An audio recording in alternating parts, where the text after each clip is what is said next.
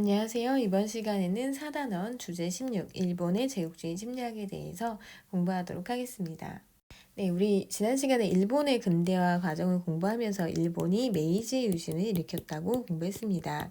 이 메이지 유신은 서양의 것을 받아들여서 이제 정치 제도부터 어떤 서양의 교육이라든지 군사 이런 걸 모두 받아들이는 근대 개혁을 의미하는데요.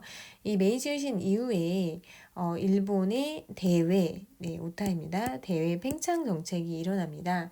그래서 일본이 다른 나라를 침략하는 이런 제국주의 정책을 펼쳤다는 건데요. 먼저 타이완을 침공을 하고, 그리고 홋카이도와 쿠릴려도, 지금은 여기가 일본이지만 그 전에는 아니었는데 여기도 흡수하고 차지합니다. 그리고 이제 조선을 개항시켰죠. 무슨 조약 맺었다 그랬죠? 강화도 조약을 맺어서 조선의 계약, 항구를 열었습니다.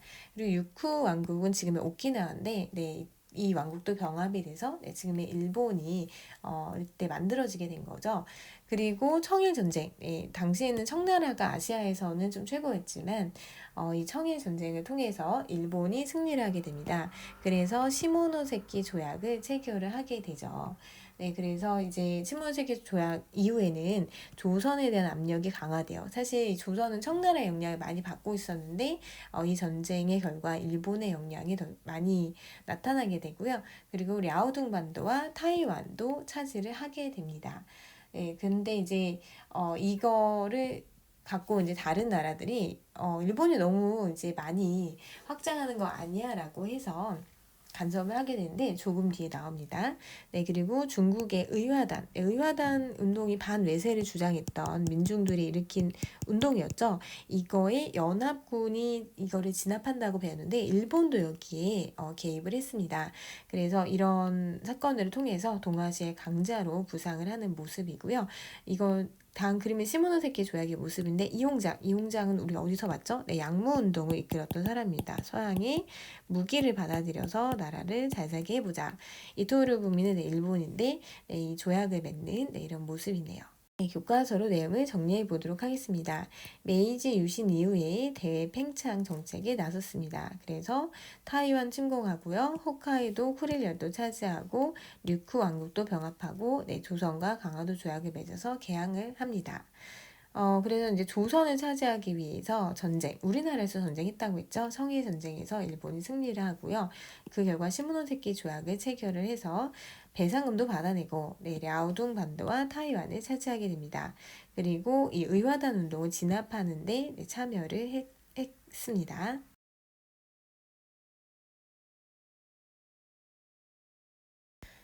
다음은 일본의 제국주의 침략 강화인데요. 일본은 점점 이 제국주의를 강화하기 위해서 이제 전쟁도 일으키고 더 노력을 하게 되는데 삼국 간섭이라는 사건이 일어납니다. 이거 연도가 잘못됐어요. 1895년입니다.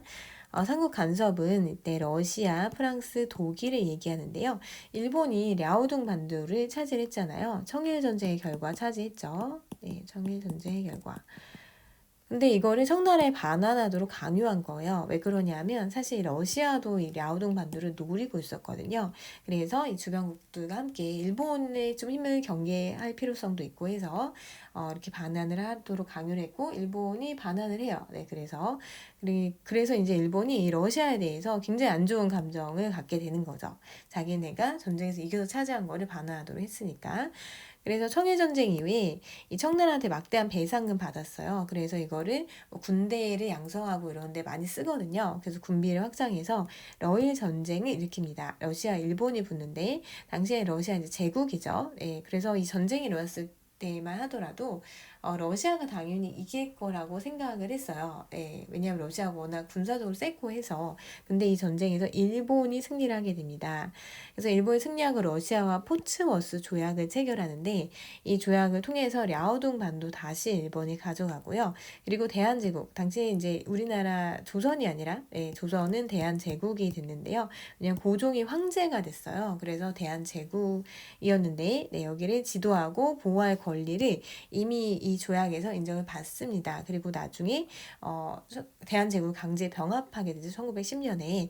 그래서 이미 일본은 조선을 차지하기 위해서 이런 여러 가지 밑작업들을 해놨는데 그 중에 하나가 이 포츠머스 조약입니다.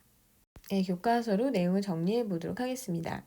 일본이 청일전쟁 결과 랴오둥 반도를 차지하자 러시아는 독일, 프랑스와 함께 압력을 넣어서 다시 청일 반환하도록 했는데 이것을 삼국 간섭이라고 합니다. 그리고 러시아에 대한 이 적대감이 커져서 일본은 군비를 많이 확장을 했죠. 네, 그리고 러시아가 만주 한반도에서 영향력이 좀 확대가 되자 일본은 미리 이제 영국과 손잡고 네, 러일 전쟁을 일으킵니다. 그래서 러일 전쟁에서 승리를 하게 되고요. 포츠머스 조약을 맺어서 랴오둥만도 다시 넘겨받고 네, 우리 대한제국을 보호할 권리를 인정을 받습니다. 네, 지금까지 배운 내용을 추론 퀴즈로 정리해 보도록 하겠습니다. 일본 조선과 강화도 조약을 맺어서 개항을 하게 했고요.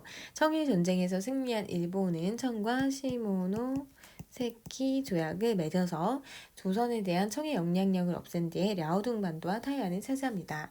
일본이 랴오둥 반도를 차지하자 러시아가 독일, 프랑스와 함께 압력을 넣고 다시 청한테 랴오둥 반도를 반환하도록 했는데 이것을 삼국 간섭이라고 합니다. 러시아가 만주와 한반도에서 영향력을 확대하자 일본은 영국과 미리 동맹을 맺고요. 그리고 러일 전쟁을 일으킵니다.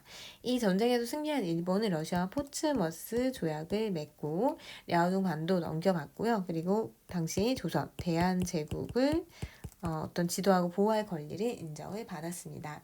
네, 이렇게 해서 4단원이 모두 끝났고요. 이제 다음 시간에는 5단원을 학습하도록 하겠습니다. 수고하셨습니다.